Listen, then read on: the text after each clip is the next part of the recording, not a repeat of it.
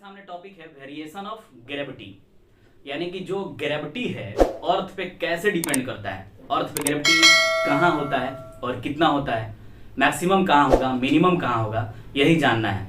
तो सबसे पहले हम ग्रेविटी का फॉर्मूला लिखते हैं, G equal to G M by R square.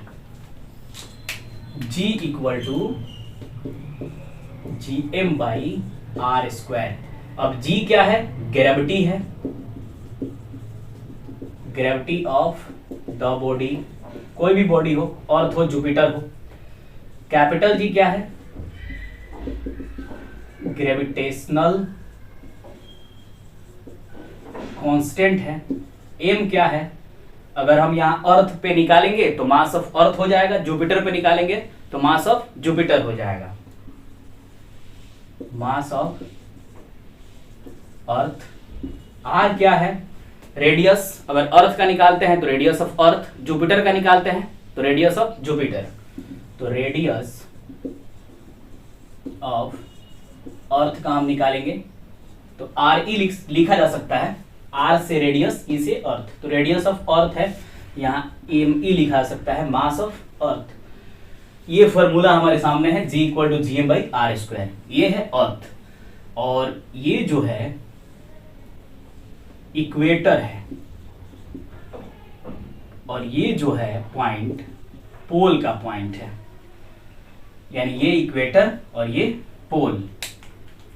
अगर हम देखें तो ये हो गया सेंटर।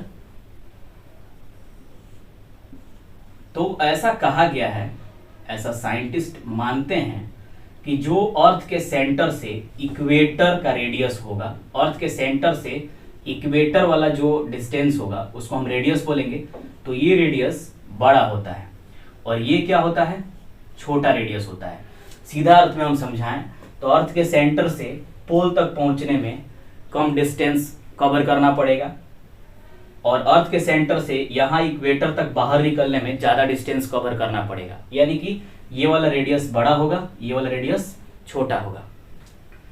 अगर हम देखें तो G proportional 1 by R E square, यानी ग्रेविटी जो है ये रेडियस का इनवर्सली प्रोपोर्शनल है, तो ये बड़ा होगा तो ये छोटा, ये छोटा होगा तो ये बड़ा होगा। तो अगर हम इक्वेटर का कंपेयर करें तो G जो होगा मिनिमम होगा ऑन द इक्वेटर। कैसे, क्योंकि यहां का रेडियस बड़ा है, तो जब रेडियस बड़ा तो ग्रेविटी का वैल्यू क्या होगा, छोटा। यहां इक्वेटर का रेडियस बड़ा है तो ग्रेविटी का वैल्यू छोटा होगा। अगर पोल की बात करें तो G होगा मैक्सिमम ऑन द पोल। कैसे, क्योंकि ये रेडियस छोटा है, ये रेडियस इक्वेटर के कंपैरिजन में छोटा है, पोल वाला रेडियस छोटा है, तो ग्रेविटी क्या होगा, मैक्सिमम होगा।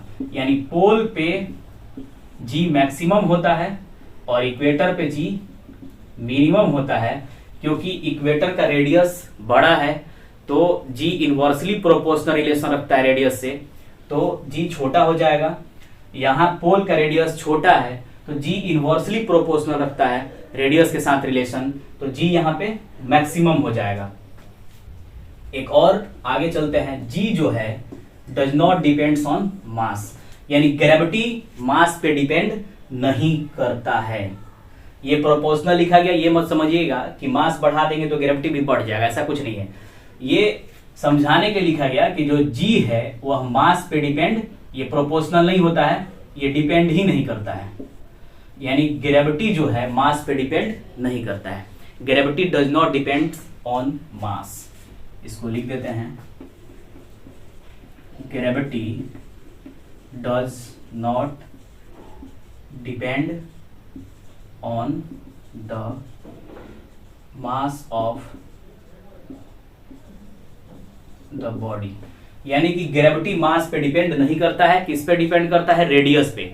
रेडियस बढ़ाएंगे तो ग्रेविटी घटेगा, रेडियस घटाएंगे तो ग्रेविटी बढ़ेगा। यही रीजन है कि इक्वेटर पे ग्रेविटी का वैल्यू, अर्थ के इक्वेटर पे ग्रेविटी का वैल्यू मिनिमम होता है और पोल पे ग्रेविटी का वैल्यू मैक्सिमम होता है। आपसे एक प्रश्न है, value of gravity, value of G, अर्थ के ग्रेविटी का वैल्यू क्या है, अर्थ का ग्रेविटी का वैल्यू क्या है, आप कमेंट सेक्शन में कमेंट कीजिएगा कि जो अर्थ है उसका ग्रेविटी का वैल्यू कितना होता है। और मिलेंगे फिर नेक्स्ट वीडियो में।